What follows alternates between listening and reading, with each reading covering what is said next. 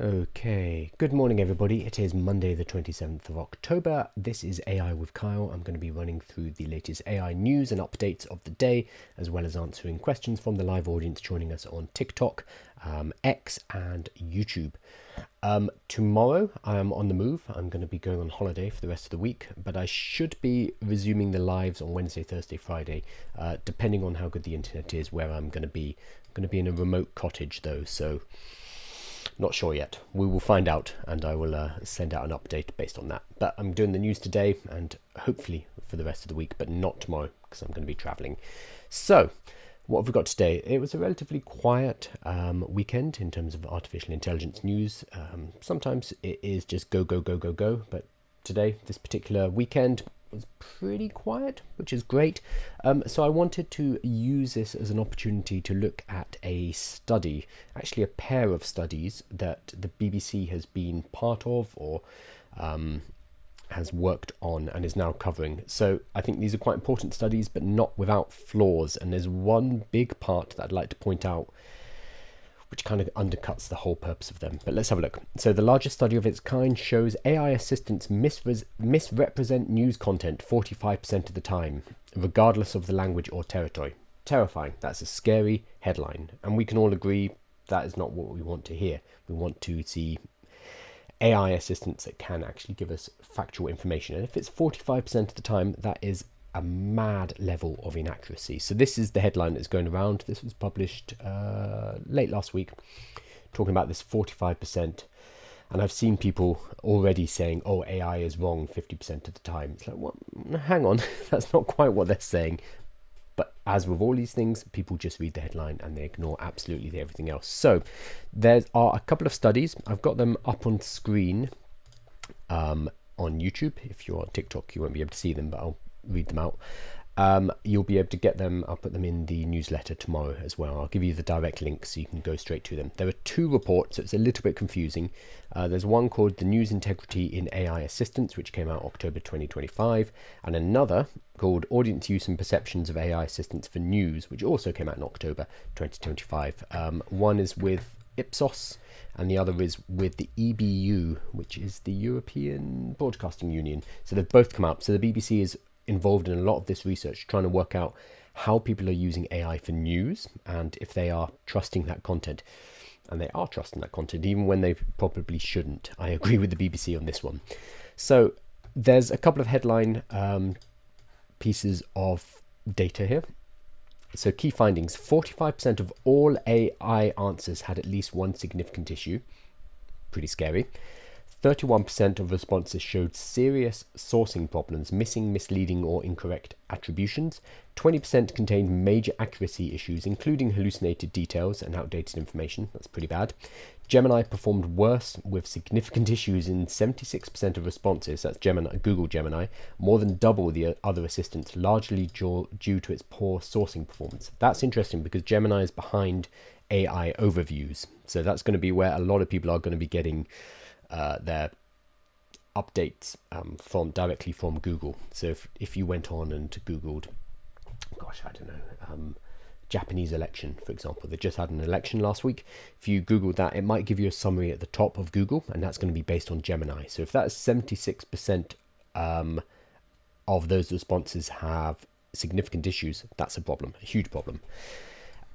And then comparison between the BBC's results earlier this year and this study shows some improvements, but still high level of error. This is the bit that I actually want to focus on, because they say some improvements, but when you actually look at the data, it shows an awful lot of improvements, considering it's been 6 months. And I think this is the key point that we need to remember. So the study is basically worried that people are no longer reading the news, they're no longer looking things up, they're no longer kind of doing their own research, but instead they're relying on AI overviews or their AI to give them the news. And they're saying, oh, this is a big problem. We have to remember the BBC is a news organization, so they are not unbiased in this. The fact that they have ordered all of this research and they're paying for this research is driven by that. So we have to take that into account. That said, it's still quite important work. And we also need to remember that people already don't really read the news. People will read headlines like this The largest study of its kind shows AI assistants misrepresent news contents 45% of the time. That is what they're going to go away with. That bit. They're not going to read the actual studies. You guys who are watching these kind of videos and who are in my newsletter who will actually look at the studies and delve a little bit deeper are in a minority. Most people will not bother with that. And we saw that with the MIT study a few months ago, the one about 95% of all AI pilot projects fail. That was a completely junk study, completely junk. It wasn't even a study. But everybody saw the 95% and everyone on LinkedIn was like, oh no, AI is failing. Nonsense. They did not do any reading. So similar here, where 45% of all AI answers had at least one significant issue. That's really scary. However, I had thought about this. I was like, well, how accurate are news articles on the web anyway, like normally? And there was a piece of research done in 2020, so 5 years ago. I don't think it would be that much out of date, but 5 years ago, where they studied journalists, so news items, and tried to find out what the error rate was. The results demonstrate that 69% of the analysed stories contained errors, and the main cause of such errors was in the use of secondary sources instead of primary sources, and these errors transcended national borders. Time speed has only been a minor role in the emergence of correction of errors, etc. So this particular piece of research from, it looks like a Hungarian university, found that in journalism as a whole, over the sources that they looked at, 69% of the stories had errors. So that puts this in a different context. This sheds a different light on it, because the BBC is saying 45% of all the AI answers had one significant issue. Okay, 45% is lower than 69%. So if nearly 70% of human-written articles, human-written news stories are having an error in them, that is more than the 45% from artificial intelligence. So we do need to put this in the perspective of how are the humans doing, and apparently not very well. Of course, it's not necessarily an apples to apple comparison. We'd have to look at the methodology, but we do always need to think about this thing. We need to think about the context of data that we hear whenever we are looking at information like this.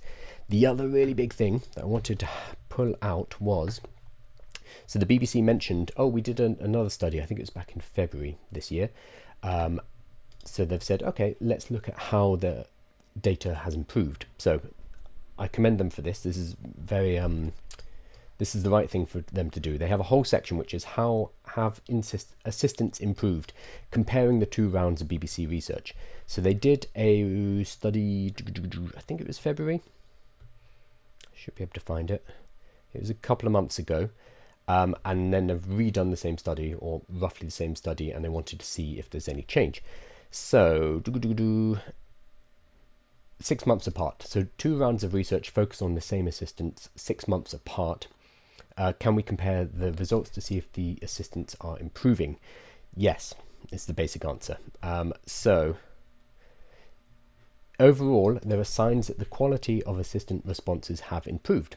The share of responses with significant issues of any kind fell from 51% at the beginning of this year to 37% in the current round.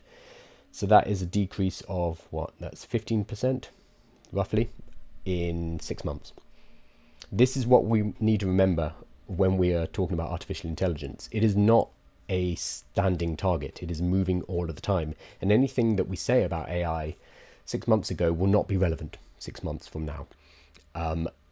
Because it moves so fast. So when you put together a study like this and you're like, haha, it's rubbish, AI can't do this, just wait a short amount of time and this becomes a non-problem. And we've seen this again and again and again and again, but we're seeing it at different rates in different industries, with each industry having to go through this kind of denial process, first laughing at artificial intelligence and how stupid it is, and then oh, it's getting quite good, but it will never be as good as humans, and then moving on from that to the, oh my god, I think we're in trouble here phase. And we're going to get there with nearly every single industry. So this is in 6 months, the results, the number of inaccurate results have gone from 51% to 37%. And remember, for the humans, it's 69%. this is the context here. Significant issues, however, remain at a concerning level, they say, affecting half of responses for Gemini. They're still dumping on Gemini.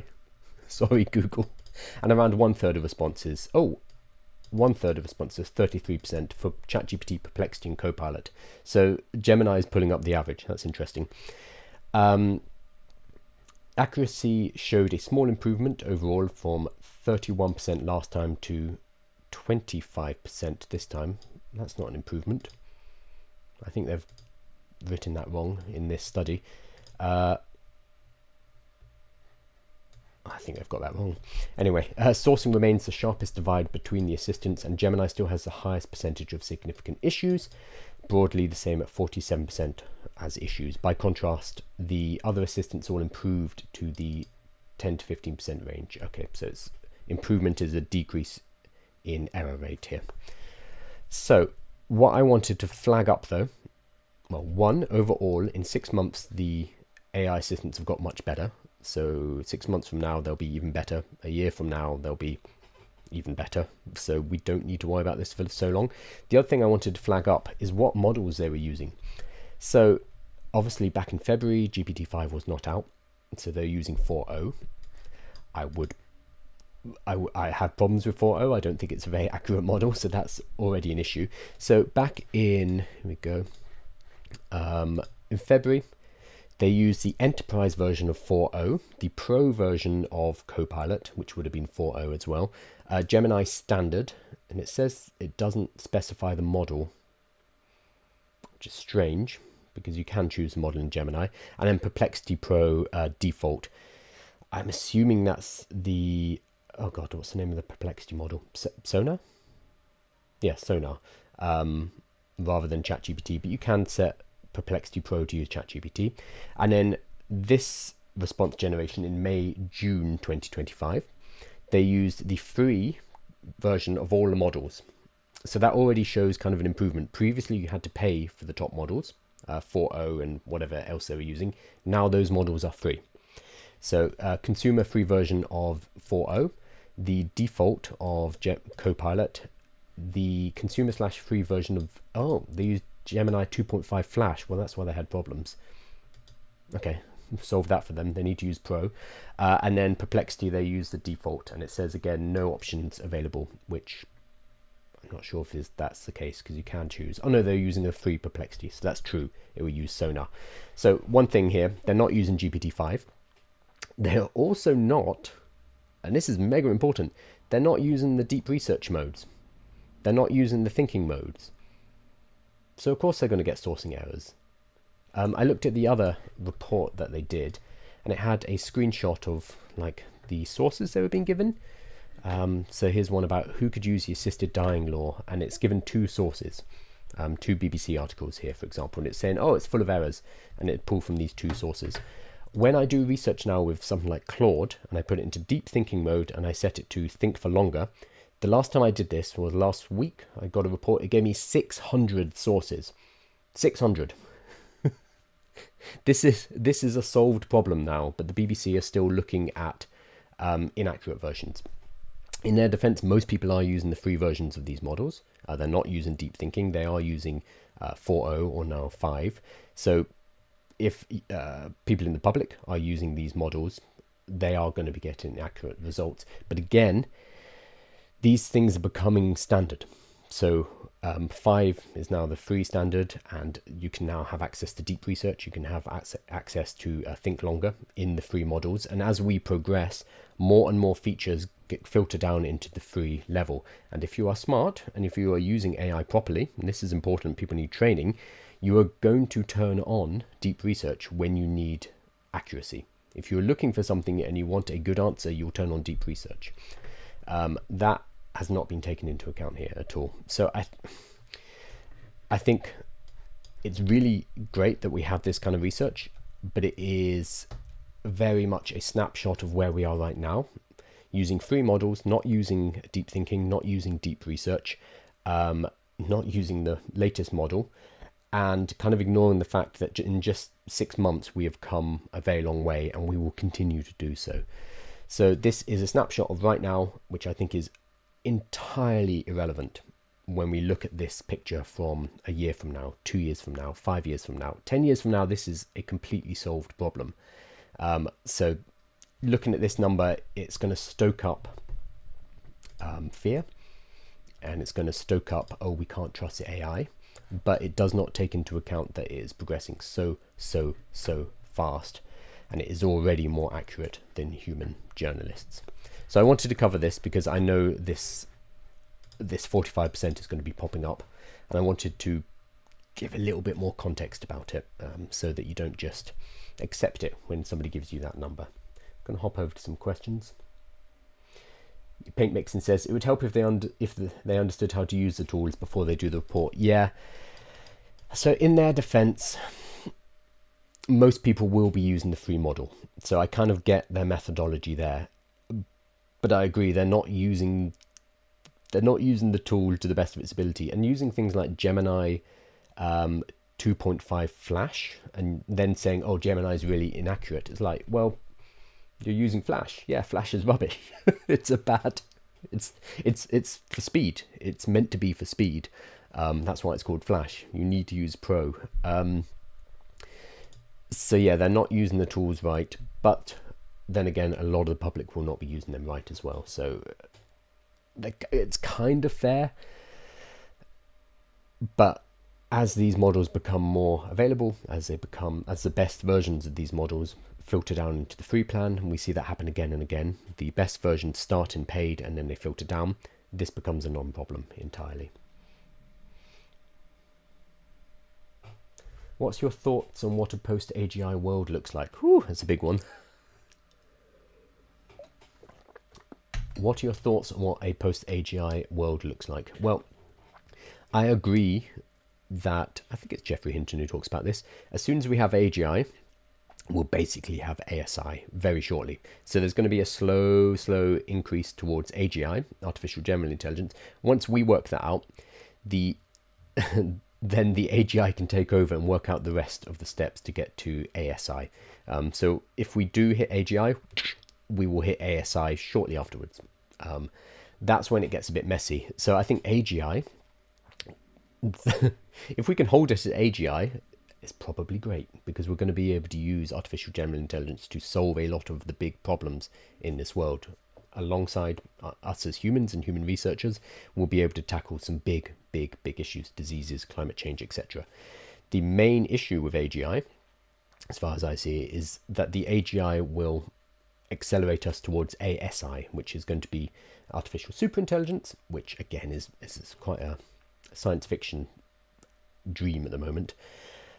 But if we ever reach that stage, we are at a point where we as humans can't really comprehend it. We don't understand what it is. We have never dealt with an intelligence that is higher than us. So in the same way that a chicken looks up at us and is like, oh, I wonder what they're doing. It just has no conception of what humans do and how we live. We're going to be in a similar position if we build an ASI. So that's when it gets hairy, to be fair. But I think the AGI world will probably be quite good.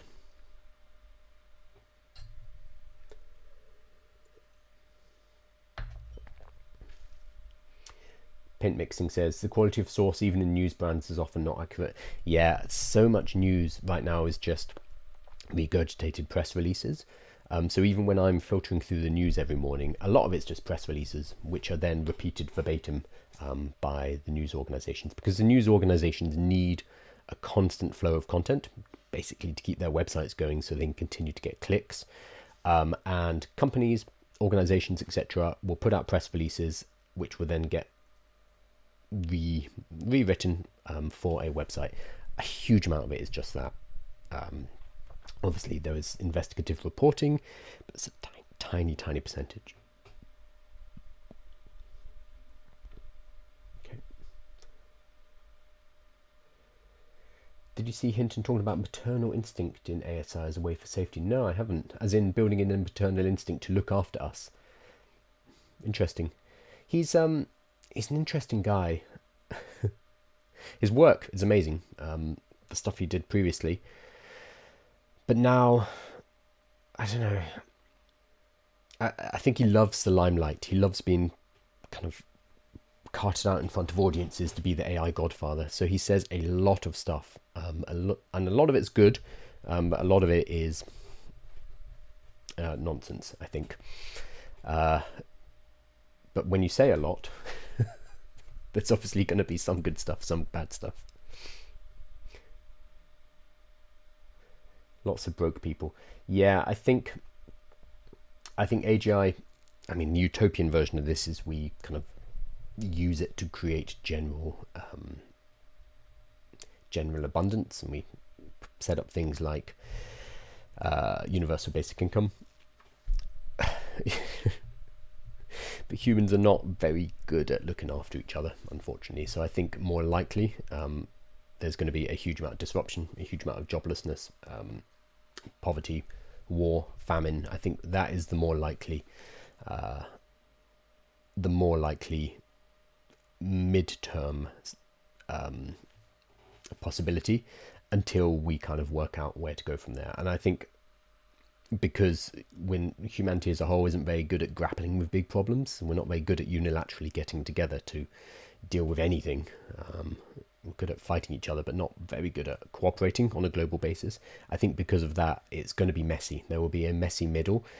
I personally am optimistic that out the back of that, we will take humanity to a new stage of development. But there will be a period in between, and it could be a long time.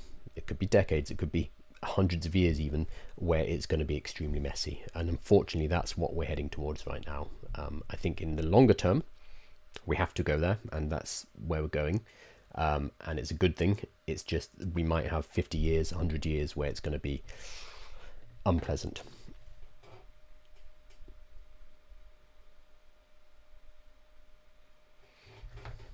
And I think it's, well, nobody knows what's going to happen in the future, but as long as we have no plans and no idea what's going to go on, there will be people who will suffer from that, because everything is going to be reshuffled. Jobs will be lost. There's no way that's not happening. And then if we have people out of work, they are not making an income, therefore they cannot spend, and then we start to see capitalism as a whole in trouble. So we might need to have a reset of what that looks like. I don't know. I have no idea what that looks like. But whenever you have a large scale reset into a new system of some type, it's always going to be messy. And we have to remember that modern capitalism is only a couple of hundred years old. We've had forms of capitalism and trade for centuries, but like modern capitalism, what we have right now, central banks, that kind of stuff, that's only a couple of hundred years old. We assume that this is the kind of way it has to be. No, not necessarily. It's a relatively new system, and one that may not survive whatever is coming. Thank you, Aurora. How are you doing, Aurora? You sent a thunder hammer. I don't know what that is, but thank you. Right, let's have a look at... I was going to say, yeah, let's have a look at something a bit more cheerful after all of that. Oh, hopefully that's not playing the video. Let me make sure it's muted. There we go. So a guy, what's his name? Let's pull up his website. So 2 weeks ago, there was something at Bertha's agency. Bertha's, I don't know, it's Dutch. Brothers agency, a social AI agency, tech with a heart. So they put together a hackathon, but hackathon specifically for children. And I think this is really cool. They did an AI vibe coding hackathon. Let me make sure this is all muted. With kids. And they had, how many kids? 1,500 kids. So 1,500 children around the world worked with this agency and Lovable. Lovable provided free access in order to do a worldwide kids hackathon, 80 locations around the world and 1,500 children. And I just want to flag it up because I thought this was awesome. And I think they're going to be doing more in the future.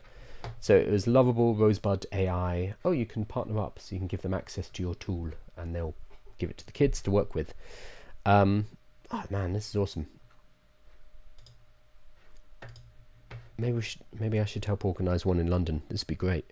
It's a beautiful site too. I love this. Okay, but so I don't know if he's male or female. so I'm going to say they, but they've put a kind of 5 findings, the 5 biggest takeaways that surprised and inspired us as adults. And I wanted to quickly flag this up because I thought this is a wonderful project they did. So 1, kids have no limit on creativity. Their ideas flow freely, unconstrained from what's possible or what's realistic. It reminded us to loosen up, let imagination lead the early stages, and stop over-engineering from the start. This is what I love about vibe coding tools as well. You can just kind of go on them and say, hey, I want to build this, and the vibe coding tool will help you structure that and get building on it. Lots of us, myself included, will first sit down and do a full plan and engineer it so that it can be scaled and it can be turned into a product and we can make money from it. The kids did not have that constraint, so they weren't sitting there thinking about their business plan. They weren't thinking about distribution. They were just like, hey, I want to build a cool game about a dragon, and then just got on with it. I think that's really cool because vibe coding in particular is a way to start playing with code. It's a way to start playing with artificial intelligence and building something new. And I think we forget that as adults. So I fully agree with this. It's so much fun, vibe coding, the first time you try it. So if you haven't tried it before, don't worry about all of the, oh God, how am I going to scale this up? How am I going to deploy this on iOS? What's my marketing strategy? What about analytics? Forget all of that. Just build something cool so you can see the potentials. 2, kids are the best entrepreneurs. They're flexible, fast, creative, happy, and genuinely supportive of one another. Beautiful. Watching them launch ideas reminded us that true entrepreneurship is as much about attitude and teamwork as it is about strategy. Genuinely supportive of one another is so important. So the best entrepreneurship groups and kind of creator groups that I'm in are ones that are expansive. So they're not full of people who are trying to compete with each other, who are thinking, if this person does well, then I'm not going to do well, so screw that person. Instead, it's a group of people who celebrate each other's successes. I think that is so cool. And if you don't have a group like that and you're building a business, try and find one. So me personally, I go to the Entrepreneurs Dinners here in London. It's run by Ollie Richards and Noel. And it's a group of entrepreneurs who we get together for dinner, and everyone is incredibly supportive of what everyone else is doing. And because it's from like diverse worlds, no one's really competing. And even if they're from the same world, they're not competitors either, because of that attitude of, hey, we're all doing something different. We're all kind of building our own thing and let's support each other. And it sounds like kids do that naturally, whereas us adults, we tend to be a bit more protective. Like, this is mine. It's much healthier just to collaborate and work with each other and see competitors as collaborators or potential collaborators. 3, playful competition fuels rapid learning. The hackathon's game-like vibe turned challenges into fun puzzles. Kids and the grown-ups supporting them experimented, failed fast, and iterated quickly. Exactly the agile loop we try to teach. So it is funny that we as adults need like agile and lean startup. We need these kind of, frameworks. We need frameworks, whereas kids just try things. And I think a lot of adults are very fearful of trying out new things because if it doesn't work, we look like idiots, whereas kids do not care. And if you can reclaim that, if you can reclaim the ability to try things and not care whether it works or not care what other people think, not care if you look silly, it allows you to actually learn, because we cannot do anything. When we do something for the first time, we're going to be bad at it. Of course we are, because we've never done it before. But the only way we can get good at doing something is by trying, failing, learning from our failure, and then trying again and doing a bit better each and every time. That's basically what kids do every single day. They're not good at things because they're kids. Why would they be? So they try something, don't do very well, they try again, and they learn and repeat and repeat. And that requires play, and you need to be okay with it not working. 4, simple tools unlock massive impact. When we handed them easy to use platforms and visual kits, they produce sophisticated prototypes. The lessons for any team: lower the barrier to entry and talent will shine regardless of technical depth. 100%. This is what drives me mad about the people who gatekeep coding. I see things on Reddit, I see things on Twitter with somebody saying, hey, what vibe coding tool should I use? Should I use Lovable or Bolt?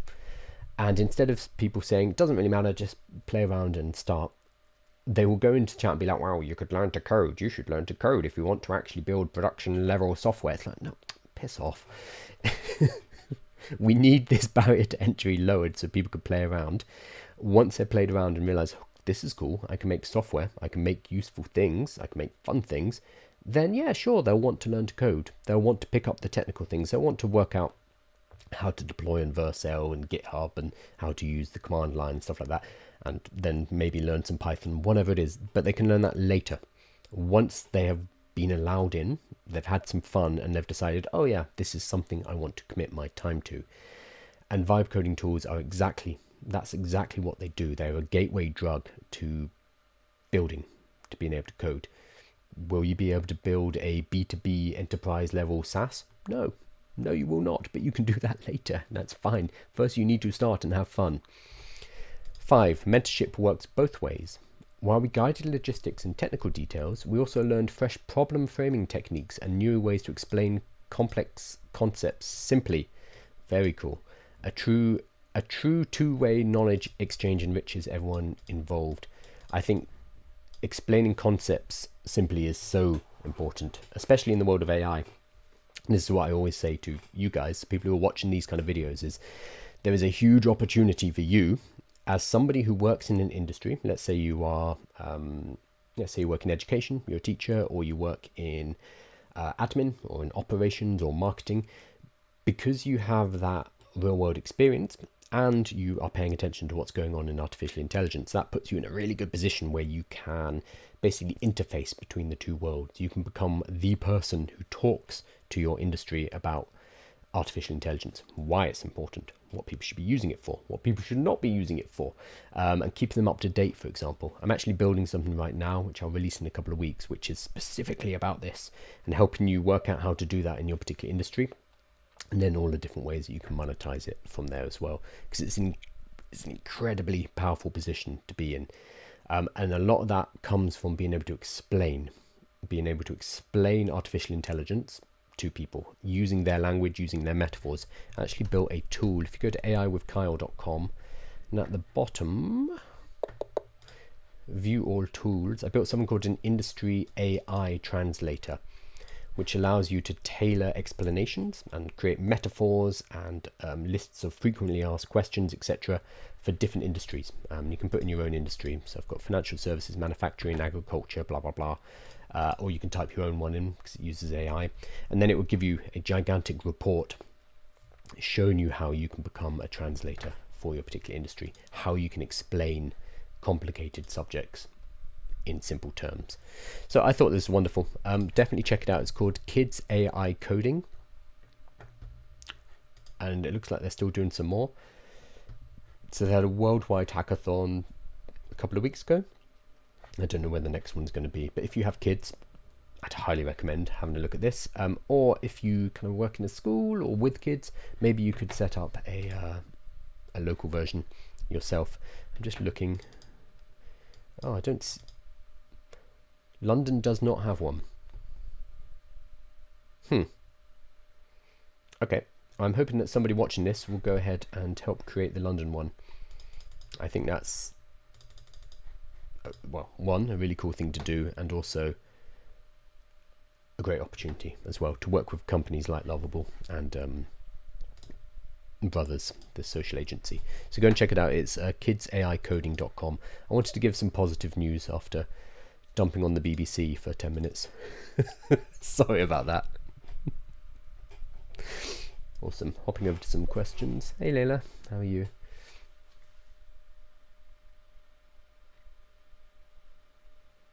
Hey Nat, good morning. I'm still real. I'm still human.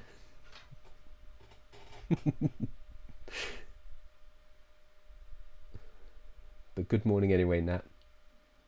Oh, there's no sound on my YouTube. That's a problem.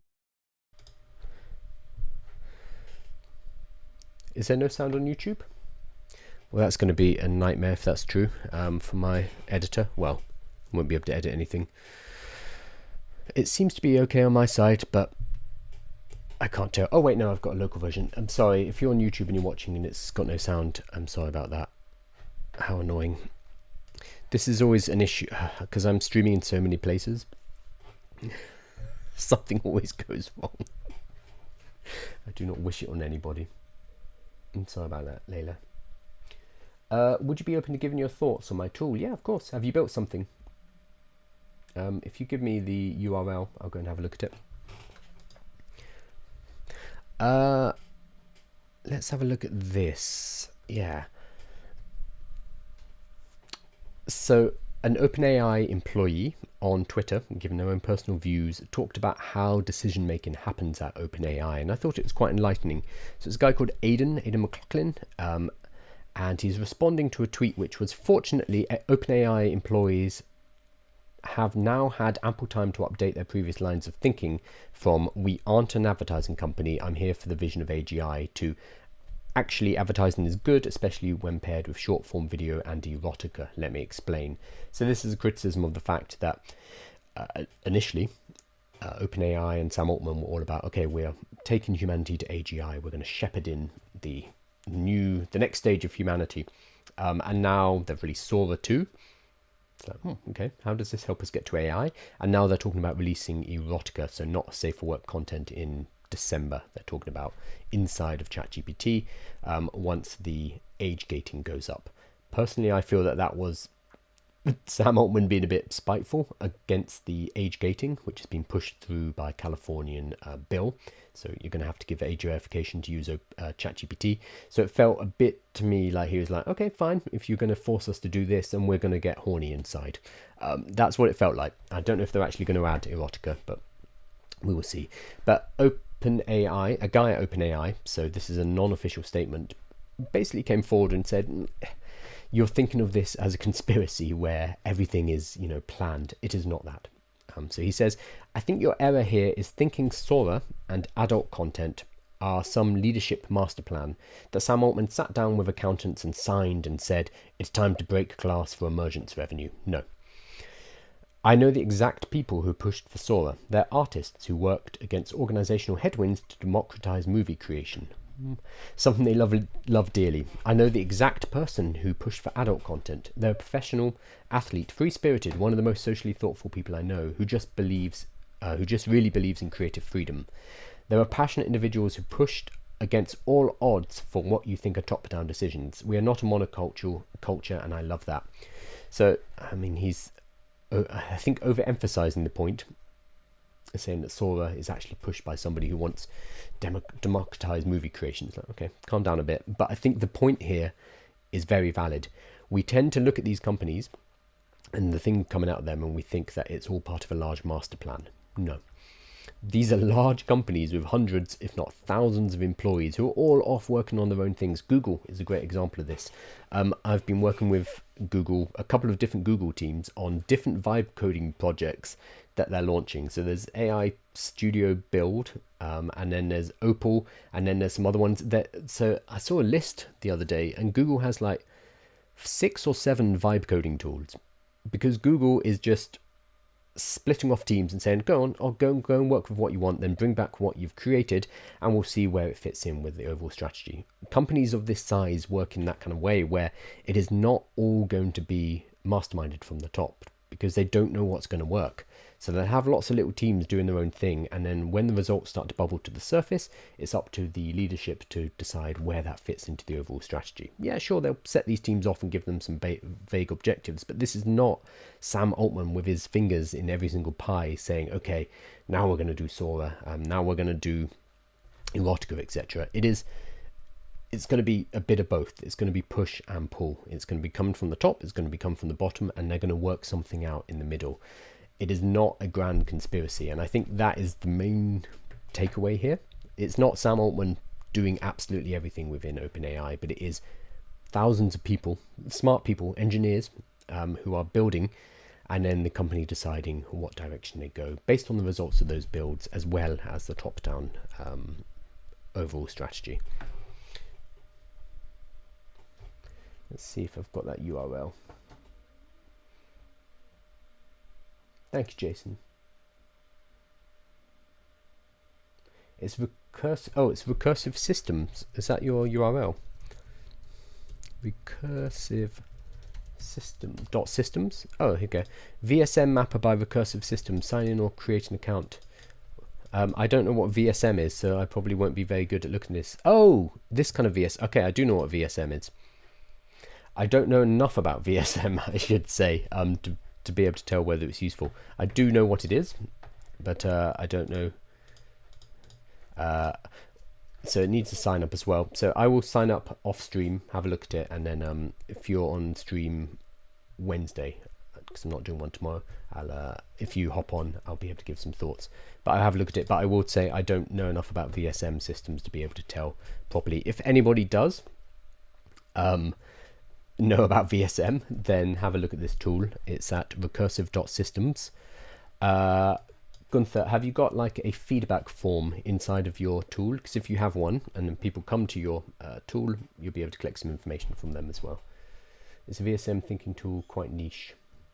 I'm sure very useful for the people in that niche, but I don't personally use VSM, so I don't know how useful I'd be.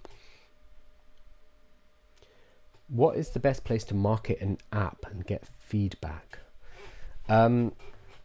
Gosh, this is the question. So now building is quite easy. What's really difficult now is distribution. So the best place to market an app and get feedback is having your own audience. So it's being able to talk to an audience of people and say, hey, I built something, do you want to check it out? Building an audience, though, takes a lot of time. I've been doing it personally for the last probably 2 years, and I have an audience now of about 250,000 people, but it takes a lot of time and effort to do it. But that is the best way to do it.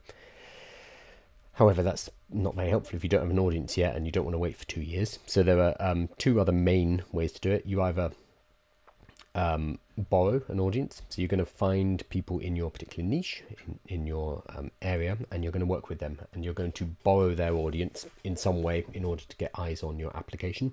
So this could be just somebody who really thinks you're doing something cool and wants to share it with people. Awesome.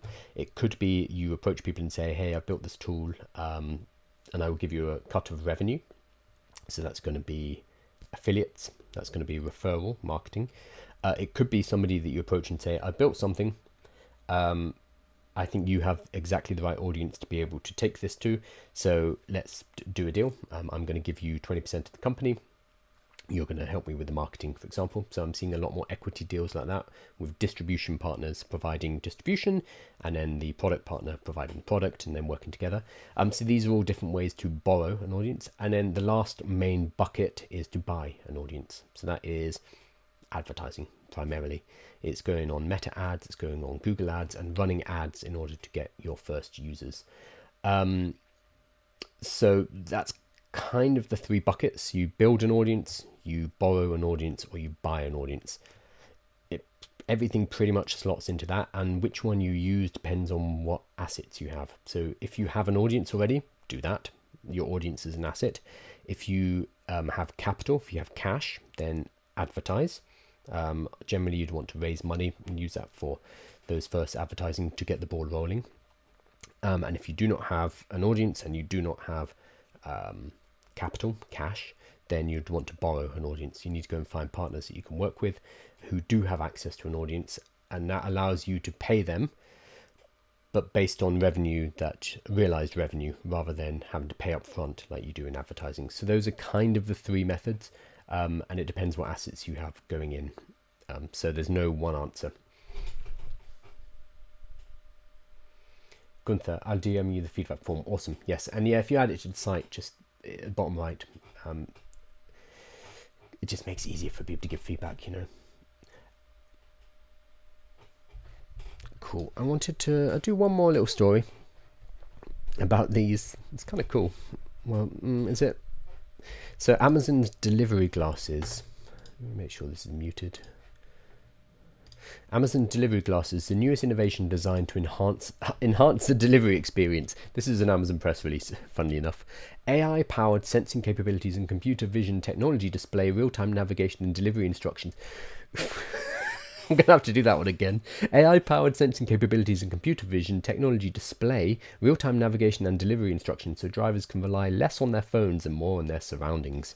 Basically, it's giving glasses that Amazon drivers wear that work like Meta Ray-Bans, where you have a heads-up display and you can see the address, you can it records everything that they're doing, and when they have delivered a package, put it on your porch, they can take a photo that would then be saved as, you know, proof of delivery.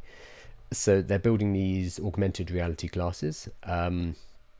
So they've developed smart delivery glasses to help delivery associates identify hazards, seamlessly navigate to customers' doorsteps.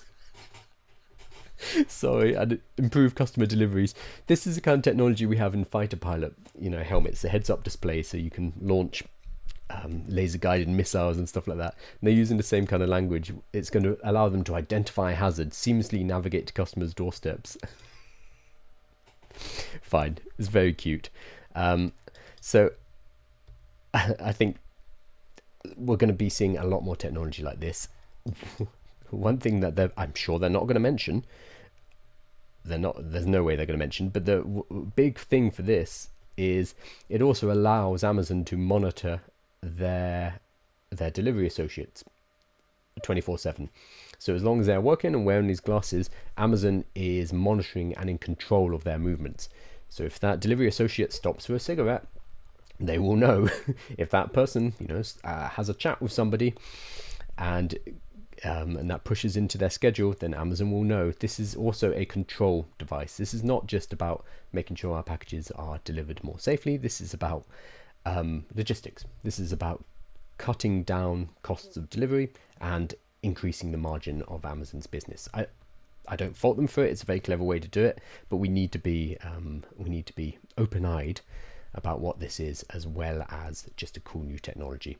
This is relatively dystopian because it allows for continuous monitoring, even more monitoring of their staff members than is currently in play.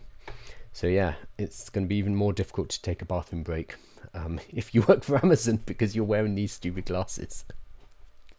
I do not think these will be uncommon though over the next few years, and the technology looks pretty cool.